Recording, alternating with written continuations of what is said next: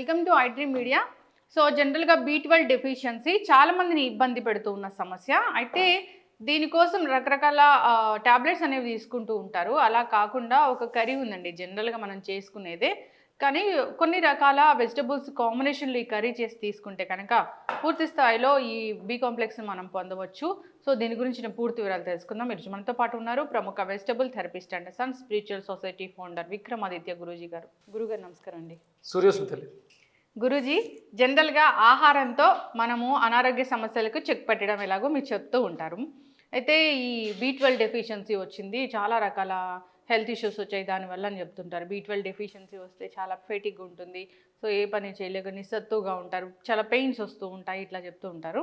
అయితే మీరేం చెప్పారంటే B12 డెఫిషియన్సీ చాలా మందిలో ఉంది, దానికోసం ప్రత్యేకంగా ఏవో టాబ్లెట్స్ ఏవో తీసుకోవాల్సిన పని లేదు, ఇంట్లోనే ఒక కర్రీ లాంటిది చేసి తీసుకుంటే కాంబినేషన్ ఆఫ్ కర్రీ పూర్తి స్థాయిలో తగ్గించవచ్చని. ఏంటి గురువు గారు అసలు అది? మాక్సిమం 50% రోగాలు మన వంటింట్లోనే మనం తినే పదార్థంతో తగ్గుతాయి. అంటే ఒక పదార్థం తినడం వల్ల ఒక ప్రాబ్లం తగ్గుతుంది. ఆ పదార్థాన్ని తయారు చేయడానికి వాడినటువంటి చెడు ఆయిల్స్ కావచ్చు, సాల్ట్స్ కావచ్చు, వాటి వల్ల వేరే వస్తాయి. కానీ ఒక 50% ప్రాబ్లమ్స్ అయితే ఆడవాళ్ళ వల్ల, వంటలు చేసే వాళ్ళ వల్ల తగ్గుతున్నాయి. వేరే రోగాలు వేరే వాటిలో వాడడం వల్ల వస్తాయి. కాబట్టి ఇంత ఇంపాక్ట్ ఉన్నప్పుడు మనం వండుతున్నది అంటే సహజంగా ఆయుర్వేద వైద్య విధానం చెప్పింది ఏ వైద్య విధానం అయినా సరే, మీరు ఏ మెడిసిన్ వేసుకోవాలన్నా సరే పథ్యం కంపల్సరీ. ఆ పథ్యాన్నే ఔషధంగా తీసుకుంటే రోగం క్లియర్. అందుకని అంటే ఇవన్నీ ఆలోచించే పెట్టుంటారు. ఒక అద్భుతమైనటువంటి కాంబినేషన్, నాకు చాలా బాగా ఇష్టం ఇది. ఈ కర్రీ వంకాయ అంటే ఇక్కడ మనకి ఈరోజు ఇక్కడ ఇవి దొరికినాయి. ఒరిజినల్గా ఏంటంటే నల్ల వంకాయ, గింజతో ఉన్న వంకాయ చాలా బాగుంటుంది. ఇది మనకి ఆంధ్ర తెలంగాణకి ప్రత్యేకం ఈ వంకాయలు. మిగతా రకాలు చాలా రకాల వంకాయలు వచ్చినాయి. ఇవి పొడుగు వంకాయలు, వంకాయ కర్రీ, వంకాయ మునక్కాడ టమాటా, మంచి కాంబినేషన్. ఇది మంచి కలర్ఫుల్ అమ్మా, వైలెట్ గ్రీన్ అద్భుతమైనటువంటి కాంబినేషన్ అనమాట. ఈ కలర్ కాంబినేషన్ ఇక్కడ ఇది ఇండిగో కలర్ అనేది, వైలెట్ కలర్ అనేది మన సహస్రార చక్రాన్ని సూచిస్తాం. ఇది అంటే ఇప్పుడు ఇక్కడ ఆరెంజ్ కలర్ ఉంది, ఇది మూలాధార చక్రానికి రెడ్ కలర్, మూలాధార చక్రానికి అద్భుతంగా పనిచేస్తుంది. ఇది మనక్కడ మనం గ్రీన్గా తీసుకుంటాం, కానీ ఇందులో ఉన్నట్టు బ్లూ ఉంటుంది. ఇది మన స్వాదిష్టాన చక్రానికి అద్భుతంగా ఉపయోగపడుతుంది. అంటే 3 చక్రాలు యాక్టివ్ అవుతున్నాయి: సహస్రార చక్రము, మూలాధారము, స్వాదిష్టానం యాక్టివ్. ఇందులో అల్లం కూడా ఉంది. ఇది చూడడానికి మనకి ఇప్పుడు మట్టి కలర్లో ఉన్న, ఇది మణిపూరకం మీద అద్భుతమైనటువంటి శక్తి. అంటే ఇది ఎల్లో కలర్ని సూచిస్తుంది. మిరియాలు కూడా మనకి మణిపూరకం అంటే ఎల్లో కలర్. అలాగే మన శరీరంలో సెల్స్, డ్యామేజ్డ్ సెల్స్ని రిజనరేట్ చేసే సెల్, రిజనరేట్ సెల్స్. మన శరీరంలో ప్రతి కణము కూడా పునరుత్పత్తి వ్యవస్థకే మిరియాలు చాలా అద్భుతంగా ఉపయోగపడతాయి. ఆయిల్, కరివేపాకు, సైంధవ లవణం, వాటికి ఉన్నటువంటి ప్రాపర్టీస్తో మనకు అద్భుతం, ఒక మంచి కాంబినేషన్గా ఉపయోగపడతాయి. వంకాయలు సరిపడా. అంటే ఇది జనరల్గా మనం వంకాయ టమాటో కర్రీ చేస్తాం, కానీ ఇలా మునగకాడలతో కలిపి చేయము. ఆంధ్రాలో బాగా చేస్తారమ్మా ఇది మునక్కాడ టమాటా. ఇది చాలా మందికి వంకాయ తింటే దురదలు వస్తుంది, ఊహ మాత్రమే. వంకాయ తింటే బీపీ పెరుగుతుంది, అది కూడా చెప్తుంటారు కిట్టన వాళ్ళు. ఇప్పుడు కూరల్లో రారాజు అనే మాట ఎందుకు వస్తుందమ్మా? అవును, మాక్సిమం ఇప్పుడు ఈ కాంబినేషన్ అంతా కూడా B complex family. B12, B2, B5 ఇవన్నీ కూడా మనకి ఈ ఇంగ్రీడియంట్స్లో వచ్చేస్తాయి. బి కాంప్లెక్స్ ఫ్యామిలీ మొత్తం వస్తుంది. ఓకే, మునగకాడలు కూడా కట్ చేసే ఉంది. ఓకే, స్టార్ట్ చేద్దామా గురువు? జనరల్గా నాన్ స్టిక్ పెనాల్ వాడొద్దని చెప్తూ ఉన్నారు. అంటే మరి బాగా హై ఫ్లేమ్ లో పెట్టి వాడకూడదా? నిజంగానే నాన్ స్టిక్ అవాయిడ్ చేయాలా? నాన్ స్టిక్ వల్ల ఆ పైన వేసిన కోటింగ్ కూడా మనకి శరీరంలోకి వెళ్ళి కొన్ని ఇబ్బందులు వస్తాయి. అందుకని మట్టి పాత్రలు కానీ, స్టీల్ అంటే మట్టివి దొరికితే చాలా సంతోషం, దొరకకపోతే ఇక స్టీల్ వాడుకోవచ్చు. ఇక్కడ ఇప్పుడు స్టూడియోలో మీకు బాండీ అవైలబుల్గా లేదు కాబట్టి ఉన్నదాన్ని వాడేస్తున్నాం. నాన్ స్టిక్ అనేది మంచిది కాదు అని సైంటిఫిక్ పరంగా కూడా చెప్పడం జరిగింది. ఇప్పుడు మీకు ఇంకొక సందేహం రావాలి. పచ్చిమిర్చి, ఉల్లిపాయ, పచ్చిమిర్చి అవి మనం వాడట్లేదు. ఉల్లిపాయ పచ్చిమిర్చి వాడడం, తాలింపు గింజలు వేస్తాం అదేంట్లో అవసరం లేదు, వాడడం. అంటే ఉల్లిపాయ పచ్చిమిర్చిని వాడకుండా రుచికరంగా కర్రీని ఎలా చేసుకోవాలి. ఓకే, ఎందుకంటే నేను క్యాన్సర్ కారకం పచ్చిమిర్చి అని చెప్తున్నాను. అవును గురూజీ. అలాగే సాత్విక ఉపాసనలో ఉన్న వాళ్ళు ఉల్లిపాయనికి వాడరు. ఆయిల్ ఏదైనా వాడుకోవచ్చు, వంట నూనె. నువ్వుల నూనె, వేరుశనగ నూనె మ్మ్. రుచికరంగా ఉంటుంది, ఆరోగ్యానికి శ్రేయోదాయం.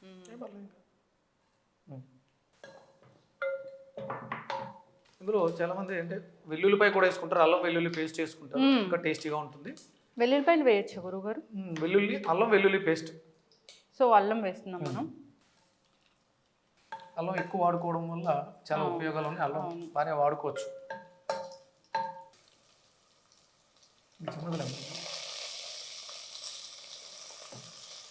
ఆనియన్ వేయరు దీంట్లో, పచ్చిమిర్చి పచ్చిమిర్చి వేయము. జనరల్గా మనం కర్రీ టేస్టీగా ఉంటుంది, ఆరోగ్యంగా ఉంటుంది. అంటే ఇది ఔషధంలా వాడుకుంటున్నాం, ఔషధంలాగా వాడుతున్నాము. అయితే స్పైసీ కోసము మనము మిరియాలు వాడుతున్నాము. అంటే ఒక టైప్ ఆఫ్ కషాయం, ఒక టైప్ ఆఫ్ లేహ్యం కింద అనుకోవచ్చు. అవును, ఇది ఔషధం కింద. అంటే మనకు ఉన్నటువంటి సమస్యలు, కిడ్నీ సమస్యలు, రెస్పిరేటరీ సమస్యలు, ప్రోస్టేట్ ఎన్లార్జ్మెంట్ సమస్యలు, ఇలాంటి సమస్యలు చాలా ఉన్నాయి. అన్ని సమస్యలకి ఇది అద్భుతమైనటువంటి పరిష్కారం. ముందుగా గ్యాస్ట్రిక్, ఇది పెద్ద సమస్య. భోజనం చేసిన తర్వాత కడుపు ఉబ్బరం, ఇవన్నీ కూడా దీనివల్ల అంటే ఆ ఇబ్బంది లేకుండా మనకి ఆరోగ్యంగా ఉపయోగపడుతుంది. కొంచెం వేగాక మనము మునక్కాడలు వేస్తున్నాము.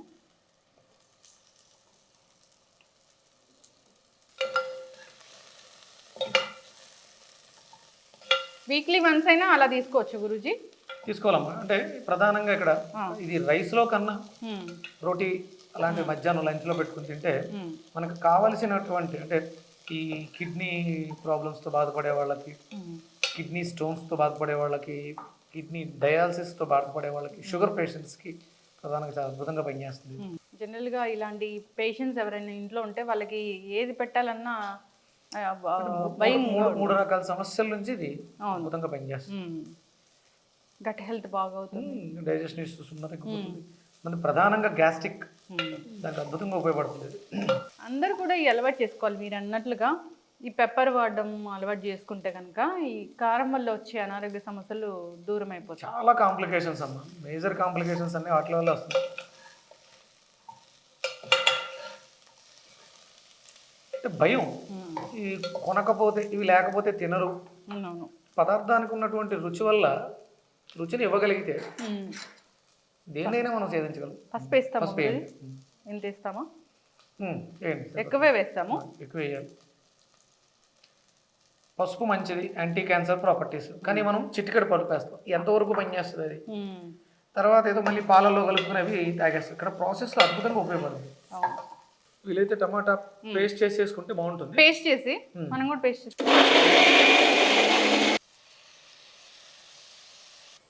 సో జనరల్గా కుక్కర్లో అలా పెట్టాల్సిన పని ఉంటుంది? వద్దమ్మా, కుక్కర్లో పెట్టకూడదు. ప్రెషర్ కుక్కర్లో అట్లా పెట్టడం వల్ల పోషక విలువలు పోవడంతో పాటు లేనిపోయిన అనారోగ్యాలు వస్తాయి. ఉప్పు ఎప్పుడు ఇస్తాం గురుగారు?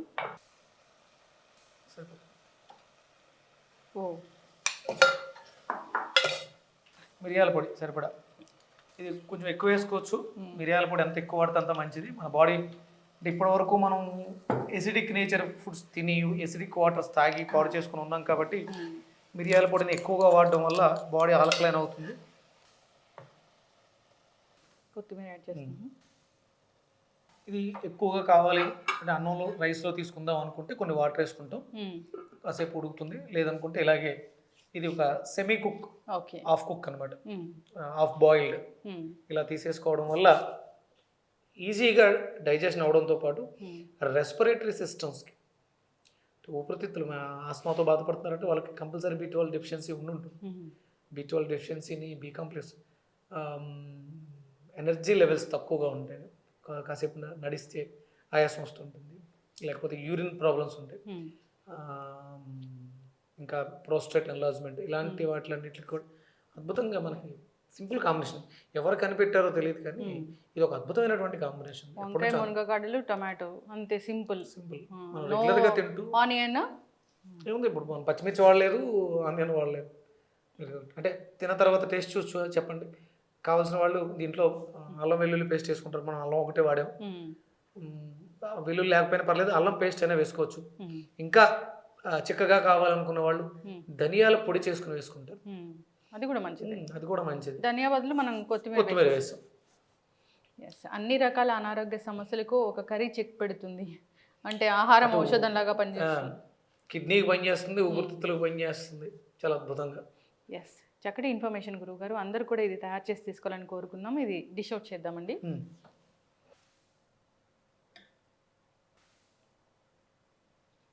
ఎస్, అయితే గురూజీ చాలా ఆరోగ్య లాభాలున్న మీరు చెప్పిన ఔషధ గుణాలున్న కర్రీ రెడీ అయిపోయింది. అయితే మీరు చెప్పారు తమలపాకులు లాస్ట్లో గుర్తు చేయాలని. భోజనం చేసేసిన తర్వాత శుభ్రంగా ఒక 2 తమలపాకులు తీసుకుని, మనకి మార్కెట్లో మ్యాంగో సీడ్ పౌడర్ అని దొరుకుతుంది. B12 డెఫిషియన్సీకి extraordinary medicine. Mango seed powder అంటే మామిడి టెంక చూర్ణం. భోజనం అయిపోయిన తర్వాత శుభ్రంగా తమలపాకులు తీసుకుని ఒక 2 తమలపాకుల్లో కొంచెం పొడి వేసుకుని తేనె కలిపి కెళ్ళి తాంబూల సేవనం అనేది మనకి భారతీయ ఆహారపు విధానంలో ఉంది. తీసుకోవడం ద్వారా B12 డెఫిషియన్సీతో బాధపడే వాళ్ళు అద్భుతంగా దాన్ని రీప్లేస్ చేసుకోవచ్చు. చేయటమే కానీ టేస్ట్ చేయడం, టేస్ట్ అద్భుతంగా ఉంటుంది. పులుపులుగా, ఎందుకంటే టమాటా మనం పేస్ట్ చేసాం, అలాగే కొత్తిమీర బాగుంటుంది, టేస్టీగా ఉంటుంది, రుచికరంగా ఉంటుంది, ఆరోగ్యమైనటువంటి లాభాలు అద్భుతంగా చేకూరుస్తుంది. ఎస్ గురూజీ, అంటే మనం తీసుకునే ఫుడ్స్ వాటి మీద మనకి అవగాహన ఉండాలి. వాటి వల్ల ఆరోగ్య లాభాలు ఎలా కలుగుతాయి, వాటిని అనారోగ్యాల బారిన పడకుండా మనం వాటిని జాగ్రత్తగా ఎలా కుక్ చేసి తీసుకోవాలి. కుక్ చేసి తీసుకోవాలి అంటే ఇప్పుడు మ్యాక్సిమం ఇప్పుడున్నటువంటి ఈ సమస్య వయసులో ఉన్నటువంటి పిల్లల మీద ఎక్కువ ఉంది. వాళ్ళు కేవలం ఆ ఫాస్ట్ ఫుడ్స్, జంక్ ఫుడ్స్ మీకు అలవాటు పడిపోయి, అంటే వాళ్ళకి ఇంట్లో ఆ టేస్ట్ దొరకట్లేదు. ఆ టేస్ట్ దొరక్క ఈ టేస్టింగ్ సాల్ట్స్, అజైనోమోటో ఇలాంటి వాడిని ఆ బయట ఫుడ్స్కి అలవాటు పడిపోయి జీవితాలని కోల్పోతున్నారు, నష్టపోతున్నారు.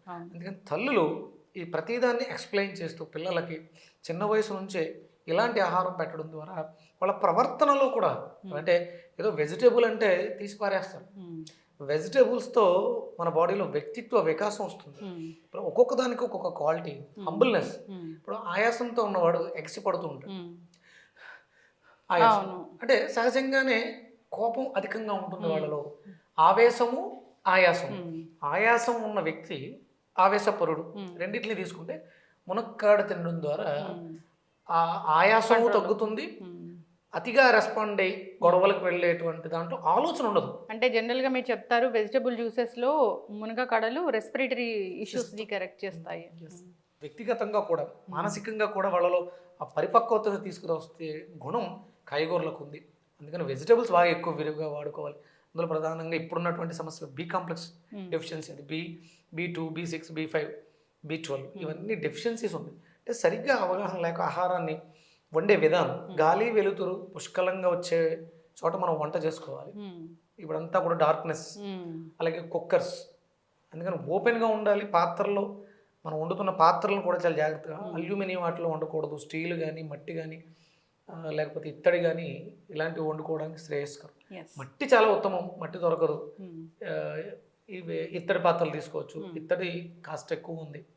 స్టీల్ నో ప్రాబ్లం తీసుకోవచ్చు. మనం వాడుకుంటున్నటువంటి ప్రతి దాంట్లోనూ ఔషధ గుణాలు అద్భుతంగా ఉన్నాయి. కాబట్టి సాత్విక ఆహారాన్ని సరైన పద్ధతిలో వండుకుని తీసుకోవడం ద్వారా ఆరోగ్యం అద్భుతంగా చేకూరుతుంది. ఖచ్చితంగా గురుగారు చాలా చక్కగా చెప్పారండి. అందరూ కూడా ఈ విధంగా హెల్దీ ఫుడ్స్ తీసుకోవాలని కోరుకుందాం. అవి మన అనారోగ్య సమస్యలకి చెక్ పెడతాయి, అనారోగ్యాల బారిన పడకుండా మనల్ని కాపాడుతాయి. ఇప్పుడు తీసుకునే ఫుడ్ ఏంటంటే బయట అంతా ప్రిజర్వేటివ్స్ యాడ్ చేసిన ఫుడ్, జంక్ ఫుడ్ ఇవి తీసుకోవడం వల్ల క్యాన్సర్స్ ఇలాంటి మహమ్మారీలు అయితే వస్తూ ఉన్నాయి. అందరూ కూడా హెల్దీ ఫుడ్ వైపు ఆలోచించాలని కోరుకుందాం. వంటిల్లే ఔషధశాల, చక్కగా చెప్పారు గురుగారు. మీరు ఆ ప్రాచీన గ్రంథం మనం సిరీస్ చేస్తూ ఉన్నాము. ముందు ముందు పెయిన్ ఆయిల్ చేస్తాము, హెయిర్ ఆయిల్ చేస్తాము, టూత్ పౌడర్ చేస్తాము, సో స్కిన్ కోసం చేస్తాము. ఆ గ్రంథంలో ఏముందో అవన్నీ కూడా కాదమ్మా. ఇందులో ఉన్న చెప్తాను మీకు. సింపుల్ ఉంటుంది అది సూత్రం. అంటే ఇక్కడ మనకు శరీరం వాతం, పిత్తం, కఫం. వాతం, పిత్తం, కఫాన్ని బ్యాలెన్స్ చేసుకుంటూ మనకి ఏమేమి వస్తాయి ప్రాబ్లమ్స్, వాత రోగాలు. అంటే వాతం ఎక్కడెక్కడ స్ప్రెడ్ అవుతుంటుంది అనేది తెలియాలి. ఇక్కడ నుంచి ఇక్కడ వరకు వచ్చేవన్నీ కూడా కఫ రోగాలు, ఇక్కడ నుంచి ఇక్కడ వరకు వచ్చేవన్నీ పిత్త రోగాలు, ఇక్కడ నుంచి కిందకు వచ్చేవన్నీ వాత రోగాలు. దోషం వల్ల కళ్ళకి, చెవులకి, ముక్కుకి, అంటే మనకు జలుబు చేసినప్పుడు ఫ్లమ్ పడుతూ ఉంటుంది, కఫం కదా, కఫం అంటారు. ఇక్కడ నుంచి ఇక్కడ వరకు ఇది పిత్తం ఉంది, అంటే గ్యాస్ట్రైటిస్. ఇక్కడ నుంచి ఇక్కడ వరకు అంటే ఇక్కడ ఊపిరితిత్తులు కూడా కఫంతో నిండి ఉంటుంది. అంటే పుట్టినప్పటి నుంచి 14 ఏళ్ల వయసు వరకు కఫ ప్రభావం ఎక్కువ ఉంటుంది. చిన్నపిల్లలకి జలుబు చేయటం కానీ, అంటే 14 years వచ్చేంత వరకు కఫ రోగాలు ఇబ్బంది పెడుతుంటాయి. 14 తర్వాత వచ్చే ప్రాబ్లమ్స్ అన్ని పిత్త రోగాలు ఉంటాయి. అంటే ఆ వచ్చే పేషెంట్స్ మీరు ఏ ప్రాబ్లంతో 14 వరకు వస్తున్నాయంటే అది కఫ రోగము, 14 తర్వాత ప్రాబ్లమ్స్ ఉన్నాయంటే అది పిత్త రోగం. అంటే ఇందులో కూడా మళ్ళీ మార్పు వస్తుంది. ప్రధానంగా ఉండే రోగాలు అది ఆ పెయిన్స్ వస్తున్నాయి, మోకాళ్ళ దోషాస్ మనము ఇవన్నీ కూడా ఇందులో అద్భుతంగా ఈ వచ్చే రోగాలకి శ్లోకాల పూర్వకంగా చెప్పబడి ఉంది. దాన్ని మనం సంస్కృత్ నేర్చుకుని ఉంటే డీకోడ్ చేసుకుని అవి ఎలా వాడుకోవాలనేది తెలుస్తూ ఉంటుంది. ఖచ్చితంగా గురుగారు చాలా చక్కటి ఇన్ఫర్మేషన్ అండి. మనం సిరీస్ అనేది కంటిన్యూ చేద్దాము. ధన్యవాదాలు. సూర్యసుందరి.